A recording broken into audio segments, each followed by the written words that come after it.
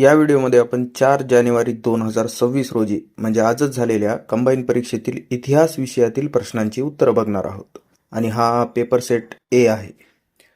प्रश्न पहिला, ब्रिटिशांनी मुझफ्फरपूर बॉम्ब खटल्या संबंधातील लिखाणाबाबत डॅश डॅश यांच्यावर देशद्रोहाचा खटला दाखल केला होता.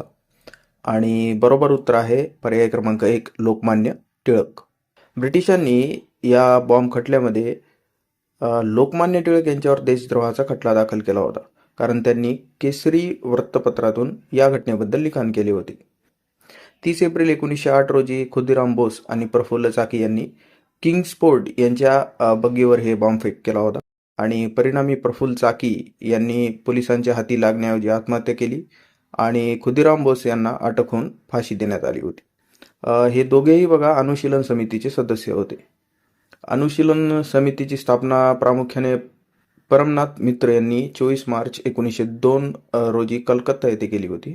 यामध्ये सतीशचंद्र बसू, जतींद्रनाथ बॅनर्जी, बरेंद्र कुमार घोष आणि भगिनी निवेदिता यांचाही सहभाग होता. प्रश्न क्रमांक 2 आहे, प्रार्थना समाजाच्या वतीने खालीलपैकी कोणती सामाजिक कामे केली होती? आता सी मध्ये असे लिहिलेले आहे की या समाजाच्या वतीने नाशिक येथे अनाथाश्रम काढले होते, परंतु हा आर्य समाजाच्या कार्याचा भाग होता, प्रार्थना समाजाचा नव्हता. त्यामुळं सी जिथे आहे ते पर्याय एलिमिनेट होतात. आता ए आणि बी दोन्हीकडे आहेत. राहिला डी, तर हे वाक्य सुद्धा बरोबर आहे. म्हणजेच अस्पृश्यांच्या उन्नतीसाठी महर्षी विठ्ठलरामजी शिंदे यांनी डिप्रेस्ड क्लासेस मिशन ही संस्था स्थापन केली.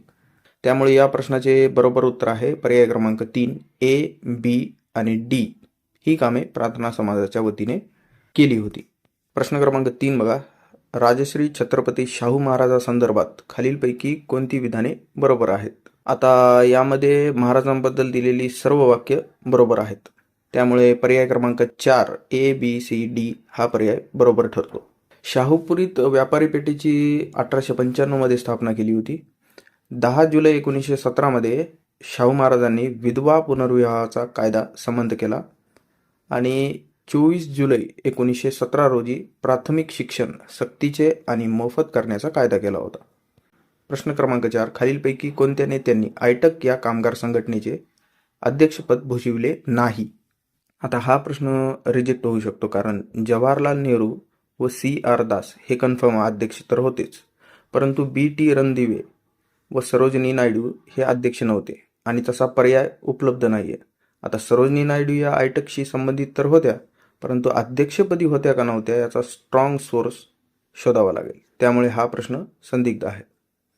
आयटक ही कामगार संघटना होती बघा, तिचे पहिले अध्यक्ष होते लाला लजपत राय, जी की 1920 मध्ये स्थापन झालेली होती. काही ठिकाणी सरोजिनी नायडू यांनी हे पद भूषविले आहे असा उल्लेख आहे, जसे की मराठी विश्वकोश या ठिकाणी आहे काहीतरी उल्लेख. प्रश्न क्रमांक 5, जोड्या लावा आहे आणि या प्रश्नाचे बरोबर उत्तर आहे पर्याय क्रमांक 2. मुकुंदराव पाटील यांनी दिनमित्र हे वृत्तपत्र सुरू केले. वारा कोठारी यांनी जागृती हे वृत्तपत्र सुरू केले. भगवंत पाळेकर यांनी जागरूक हे वृत्तपत्र सुरू केले आणि श्रीपतराव शिंदे यांनी विजयी मराठा हे वृत्तपत्र सुरू केले. प्रश्न क्रमांक 6 बघा, 1887 मध्ये मद्रास येथे झालेल्या भारतीय राष्ट्रीय काँग्रेसचे अधिवेशन कोणाच्या अध्यक्षतेखाली झाले? हा तर सोपाच प्रश्न होता. याचे उत्तर आहे पर्याय क्रमांक 3, बदरुद्दीन तय्यबजी. बदरुद्दीन तय्यबजी हे 1887 भारतीय राष्ट्रीय काँग्रेसचे तिसरे अध्यक्ष आणि पहिले मुस्लिम अध्यक्ष होते. आणि भारतीय राष्ट्रीय काँग्रेसचे पहिले अध्यक्ष होते 1885 मध्ये विमसचंद्र बॅनर्जी आणि 1886 दुसरे होते दादाभाई नौरोजी. प्रश्न क्रमांक 7 बघा, अचूक जोड्या लावा हा प्रश्न होता. या प्रश्नाचे बरोबर उत्तर आहे बघा पर्याय क्रमांक 3, भारतीय सुशासनाचा कायदा 1858 भारतमंत्री पदाची निर्मिती याद्वारे करण्यात आली होती. भारतीय परिषद कौन्सिल कायदा 1909, मुस्लिमांना स्वतंत्र मतदारसंघ, भारत सरकारचा कायदा 1919. या कायद्याने प्रांतामध्ये द्विदल शासन पद्धती डायरकी सुरू केली. आणि डी, भारत सरकारचा कायदा 1935. या कायद्याने प्रांतीय स्वायत्ततेची सुरुवात केली. पुढचा प्रश्न बघा, प्रश्न क्रमांक 8, 1857च्या उठावानंतर बंगालमधील नीळ उत्पादक शेतकऱ्यांना मळेवाल्याविरुद्ध उठावात यश मिळण्याचे कारण कोणते? तर या प्रश्नाचे बरोबर उत्तर आहे बघा पर्याय क्रमांक 2, फक्त ए, बी, डी.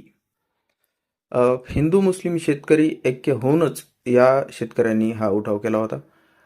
भारतातील बंगाल प्रांतातील त्या काळातील नीळ उत्पादक शेतकऱ्यांनी मळेवाल्यांविरुद्ध केलेला प्रसिद्ध उठाव होता तो बघा 1859 ते 60 मध्ये. हा उठाव ब्ल्यू म्युटिनी म्हणूनही ओळखला जातो. या उठावात हिंदू आणि मुस्लिम शेतकऱ्यांनी कोणतेही धार्मिक तेढ न ठेवता पूर्ण एकजुटीने सहभाग घेतला होता. त्यामुळं बरोबर उत्तर आहे पर्याय क्रमांक 2. प्रश्न क्रमांक 9 बघा, जोड्या जुळवा. या प्रश्नाचे बरोबर उत्तर आहे बघा पर्याय क्रमांक 1. मोपल्यांचे बंड 1921 मध्ये केरळच्या मलबार प्रदेशात झाले. कोलांचा उठाव 1831 मध्ये छोटा नागपूर प्रदेशात म्हणजे सध्याच्या बिहार झारखंडमध्ये झाला होता. संथाळांचा उठाव 1855 मध्ये बंगाल आणि बिहार प्रांतात झाला. भिल्लांचा उठाव 1818 मध्ये खानदेशात महाराष्ट्रात ब्रिटिश प्रशासनाच्या विरुद्ध झाला. प्रश्न क्रमांक 10 बघा, डॅश डॅश या मुंबई पोलीस कमिशनरने ब्रिटिश राजवटीविरुद्ध कारवाया करणाऱ्यांना फाशी देण्यासाठी वधस्तंभ उभारला होता. आणि या प्रश्नाचे बरोबर उत्तर आहे बघा पर्याय क्रमांक 4, चार्ल्स फॉर्जेट. 1857च्या उठावादरम्यान चार्ल्स फॉर्जेट हा मुंबई पोलीस दलाचा उपायुक्त आणि नंतर कार्यवाहक आयुक्त झाला होता. त्या काळात शहरातील कायदा आणि सुव्यवस्था राखण्यात आणि ब्रिटिश राजवटीविरुद्ध कारवाई करणाऱ्यांना फाशी देण्यासाठी फाशीचे वधस्तंभ उभारण्यात त्याची भूमिका प्रसिद्ध आहे. MyBMCची वेबसाईट आहे बघा, त्याच्यावरती एक PDF दिलेली आहे, त्यामध्ये याचा उल्लेख आहे. तर ही 10 प्रश्न होती जी इतिहास या विषयाशी संबंधित होती. आपण त्याचे उत्तर पाहिले. धन्यवाद.